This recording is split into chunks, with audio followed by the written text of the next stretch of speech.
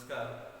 आपण गेल्या लेक्चरला magnetic materials, dia, para, ferromagnetic materials हे शिकलो पहा. Then Curie law for paramagnetic material and hysteresis cycle हे भी आपण शिकलो पहा.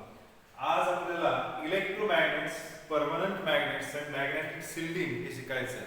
What is electromagnet and how they are prepared हे आपल्याला शिकायचं आहे. तर पहा, इलेक्ट्रोमॅग्नेटच्या बाबतीमध्ये आपल्याला या ठिकाणी पहा soft iron material, that is soft ferromagnetic material having permeability greater than 1000.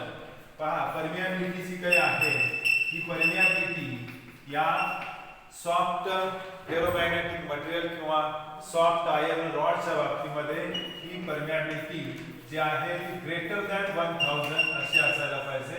आणि retaining magnetisation it is a small. For the preparation of electromagnet material used having permeability greater than 1000 and small amount of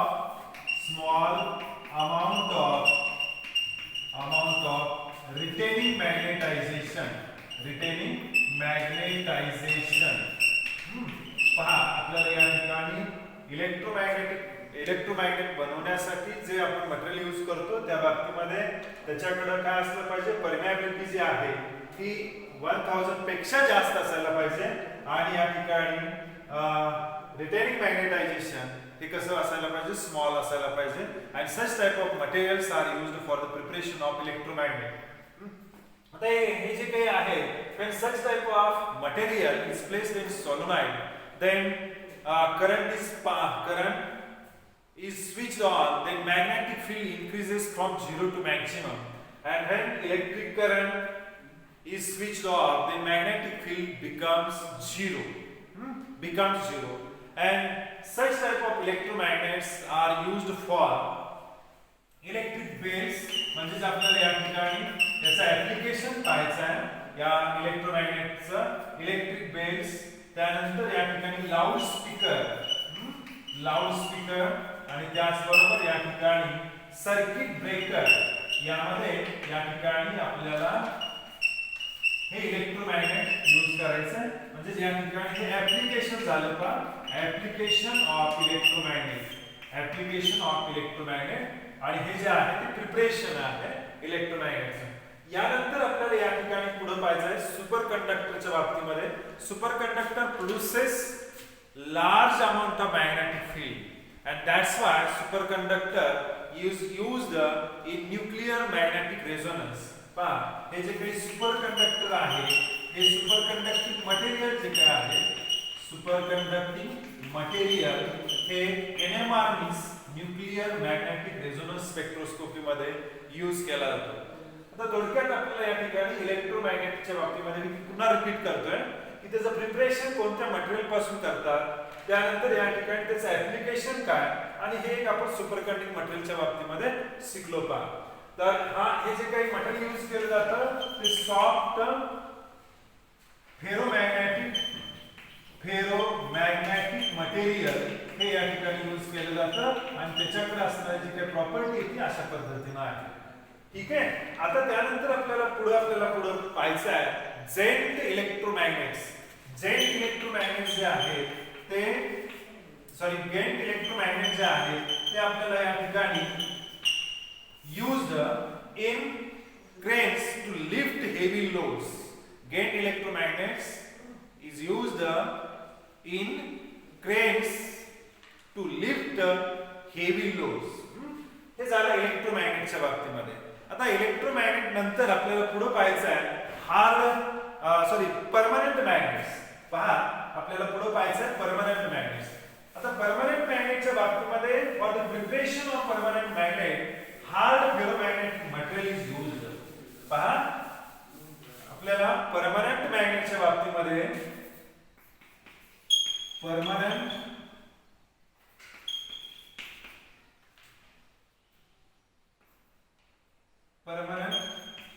मॅग्नेटच्या बाबतीमध्ये आपल्याला काय पाहायचं आहे,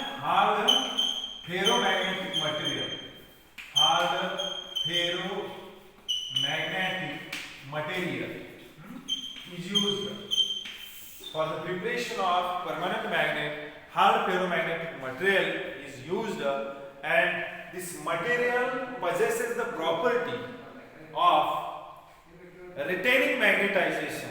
Means what? When such type of ferromagnetic material, hard ferromagnetic material is placed in solenoid, then when electric current is switched on, then it gets magnetized, and when electric current is switched off, then there is no loss in magnetic field. Means the magnetic field remains constant, and that's why it possesses permanent magnet. पहा मी या ठिकाणी काय सांगितले की permanent magnet आपण कशापासून मिळवणार आहोत, तर परमनंट मॅग्नेट मिळवण्यासाठी आपण हार्ड मॅग्नेटिक मटेरियल यूज करणार आहोत. आणि या हार्ड मॅग्नेटिक मटेरियलचा असा एक गुणधर्म आहे की जो हार्ड मॅग्नेटिक मटेरियल आपण सोलोनाइड मध्ये ठेवतो आणि त्यावर इलेक्ट्रिक करंट जेव्हा पास करतो तेव्हा ते मॅग्नेटिक फील्ड मॅक्झिमम होतं, आणि त्याचबरोबर जेव्हा इलेक्ट्रिक करंट आपण झिरो करतो तेव्हा मॅग्नेटिक फील्डवर कोणत्याही प्रकारचा बदल होत नाही. म्हणजे या ठिकाणी हा या मटेरियलचा गुणधर्म आहे. आणि such type of materials is used for preparing for permanent magnet. आता त्यानंतर आपल्याला मॅग्नेटिक शिल्डिंग ही एक कन्सेप्ट जो आहे तो या ठिकाणी पाहायचा आहे. Magnetic shielding, magnetic shielding. आता मॅग्नेटिक शिल्डिंगच्या बाबतीमध्ये पहा, मॅग्नेटिक शिल्डिंग काय आहे? When soft magnetic ferromagnetic material is placed in uniform magnetic field. Aha. When soft ferromagnetic material is placed in uniform magnetic field, then magnetic lines of forces are crowded in a ferromagnetic material, and remaining few magnetic lines of forces leaves out.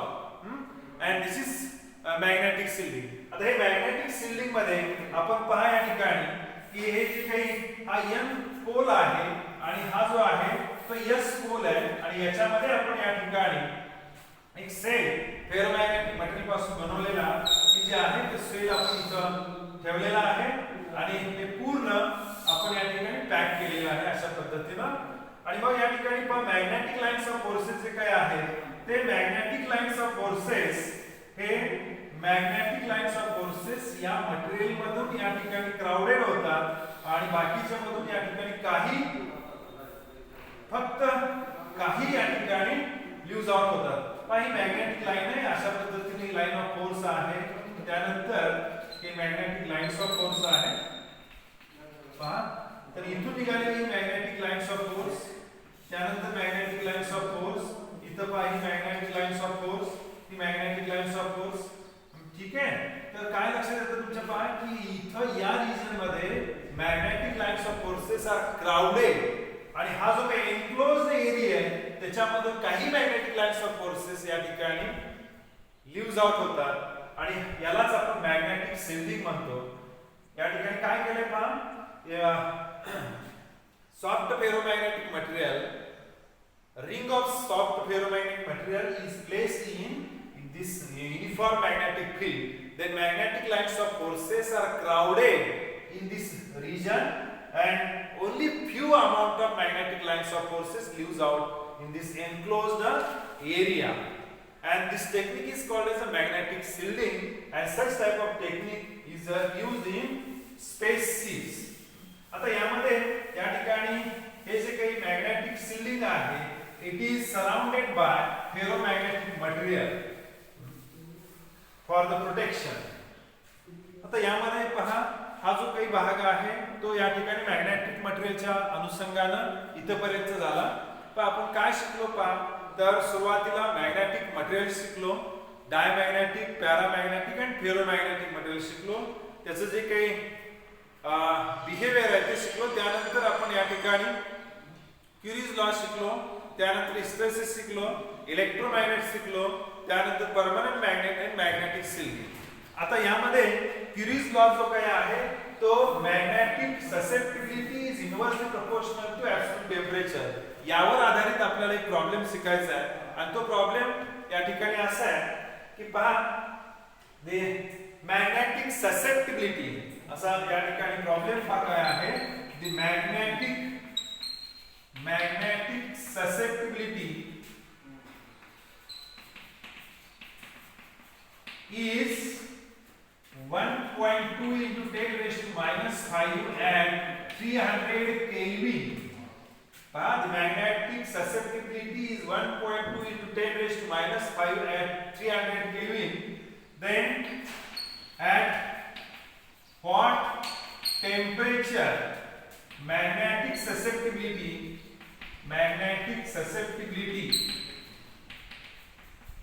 is 1.8 into 10 raised to minus 5.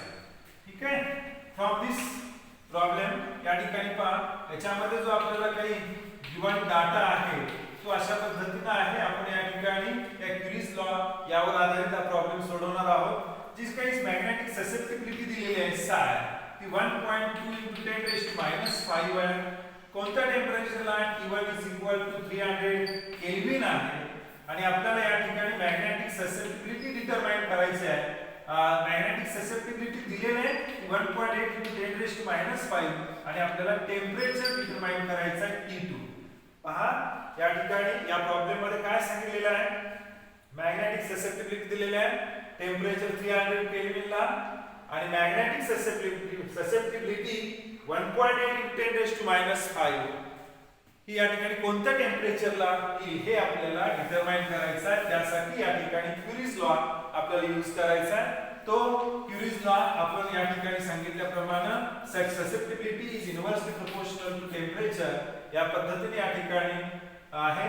आणि मग susceptibility is equal to constant upon temperature.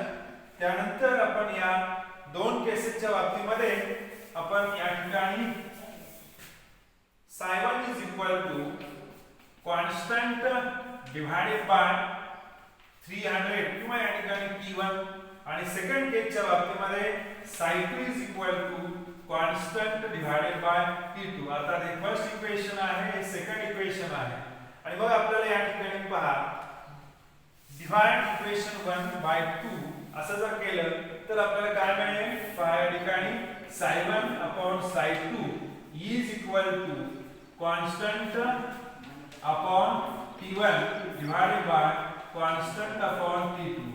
अर्थात या ठिकाणी psi1 upon psi2 is equal to T2 divided by T1.